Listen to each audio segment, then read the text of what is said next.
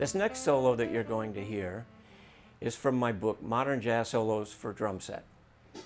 It's called Adam's Air, and it's a solo dedicated to Adam Nussbaum, and it was actually inspired by his playing on a Jerry Bergonzi record called Just Within.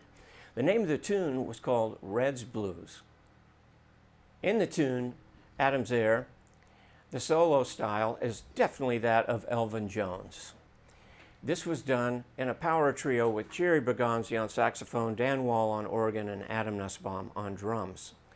So there was sort of a no-holds-barred approach to this, even though the tune Red's Blues that this was extracted from is a nice sort of medium down, straight ahead tempo, so that you have to develop a good feeling at those tempos to actually pull off the style of solo. 2, 3.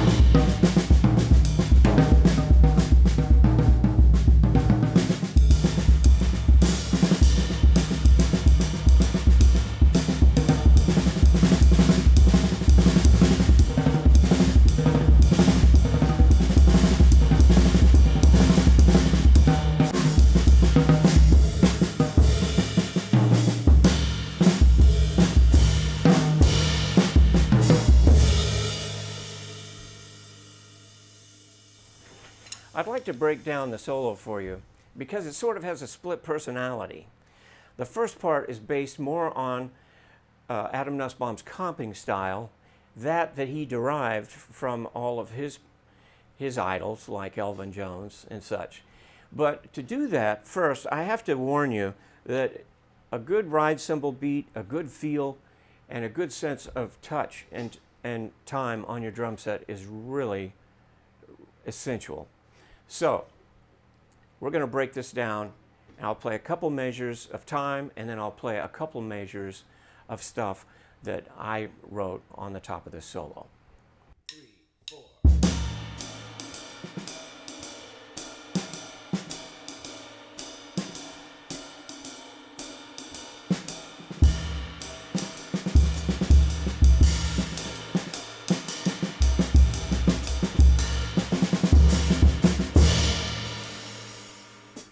So you see, I played very simply in the beginning, and then I played the first 4 measures of this piece.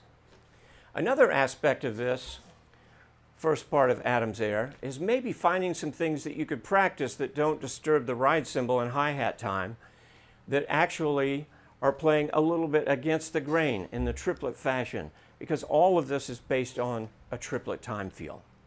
Now, many drummers played with different ride cymbal beat time feels. They all worked great for them, but in this one, we're going to stick with the triplet feel.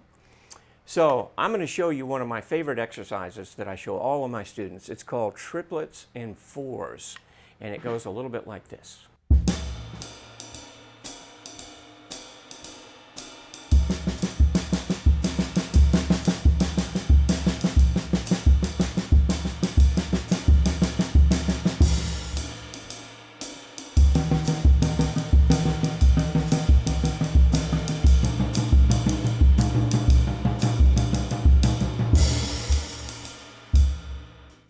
So you see, the time just continues, even though I'm doing this other stuff with my left hand and with my bass drum. So think about working on things like this so that when you do break out of a normal time pattern, the feel never changes. A solo like this, in and of itself, is a huge endeavor. So don't feel like you have to play this thing from beginning to end the first time out. In fact, one of the things that I love about solos like this is I can grab an idea here or there and I can let those seep into my playing over time. I'd like to talk about measure 9 of the solo Adam's Air. Measure 9 is really where it starts the two choruses of solo. Since it's a slow blues, you sometimes, when you hear the whole solo, you forget about the form. We can't do that. What Adam does in his solo, and what I've tried to show here, is just how seamlessly he can go between 16th notes and triplets. And I'd like to show you that just in the first couple measures of 9. 1, 2, 3, 4.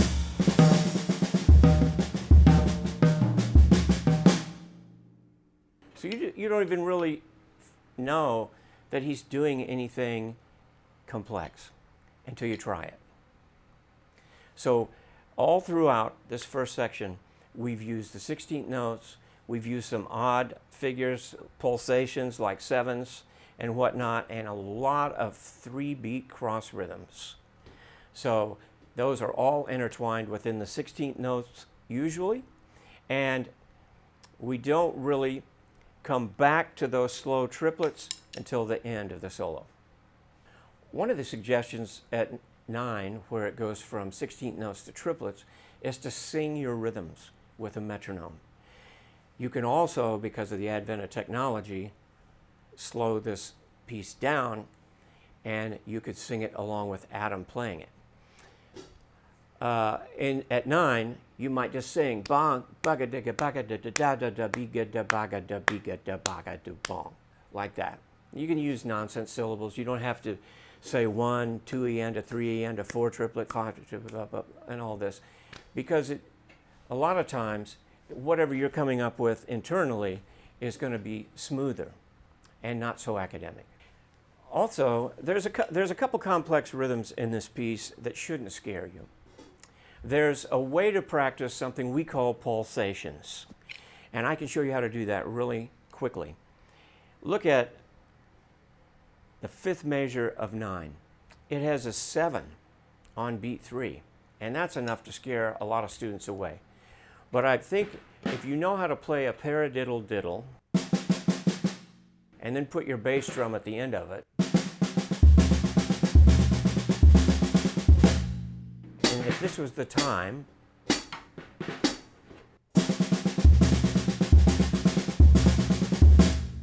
just try to develop stuff like that with your pulsations, where you end a pulsation with your bass drum if it's a tough, odd pulsation like that. Just give it a try. So one of the things that's hard about this solo when it gets into the 16th notes especially is that Adam introduces different rhythms that he's probably come up with, just like all of us have, where we steal a little bit from here and steal a little bit from there, and then we come out as ourselves. But the thing that makes this so intriguing to me is the fact that he can play all of these sounds, and you don't lose different instruments. So he's very good at balancing those sounds, and it's something that I've worked on for years. If you take 21, for example, and you have to go, if you overpound any of your limbs and they stick out, it's not what we call a seamless performance. So you have to be in that moment, in the zone, and really work on balancing all of the instruments on a drum set. When we get to 21 in this piece, it's a lot of 16th notes. And as I said before, you want to make sure that all the instruments are speaking so that we don't miss things. They don't have to be perfect because, frankly, you can get a drum machine to be perfect. But you have to keep the phrasing moving forward without speeding up. And the way to do that is to know it so well that it's very relaxed as you're playing it, like so.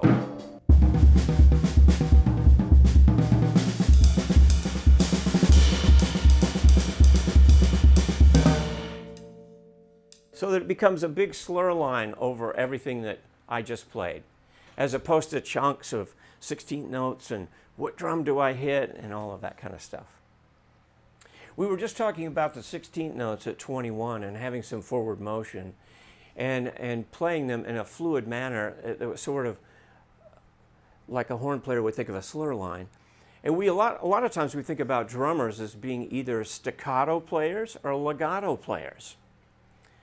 Like Roy Haynes to me can be a staccato player.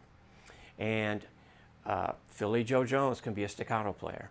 But people like Mel Lewis and Elvin Jones, to me, I put them in the legato category because a lot of their lines, they're doing a lot, but you're really not catching everything, but you get the phrase of it. You get the general rise and fall of that phrase and the forward motion of it. And it's just a beautiful thing to listen to and to watch these guys play. This is from 21, so you can listen how I phrase at a slow pace. Ready and go and.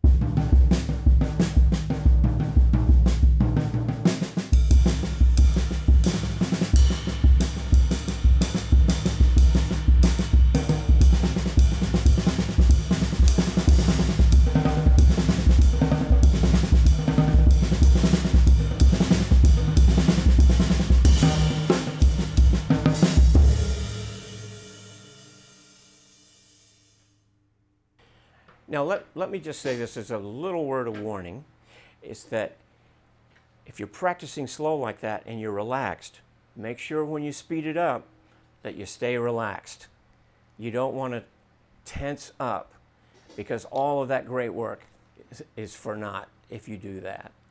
Let me demonstrate by playing it faster for you now, and you'll see that I have to stay relaxed. 1, 2, ready, go.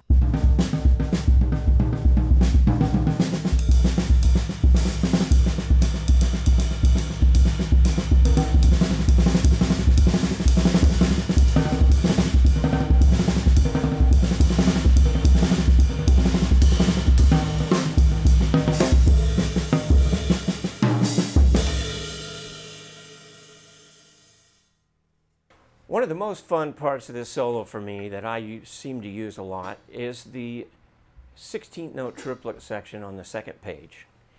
Now on this page you'll see that when Adam played this, he utilized ways to have the triplets on the downbeats and then ways to have the triplets feeling like they were on the upbeat. I'll do this slowly for you once. I'll show you just on the drum kit, and I'm going to use something that I've used a lot in solos before called a paradiddle diddle, which goes right, left, left, left.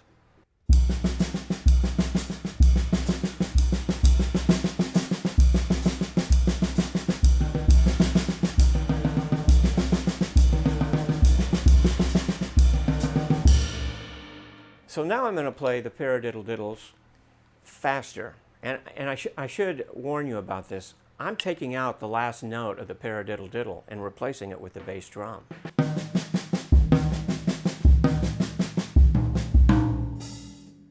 So fast, it sounds like this.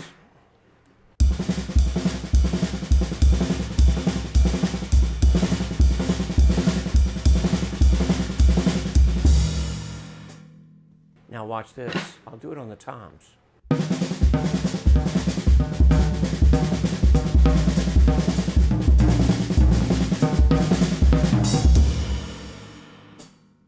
Well, just let me say lastly that this whole solo is about more of a legato style.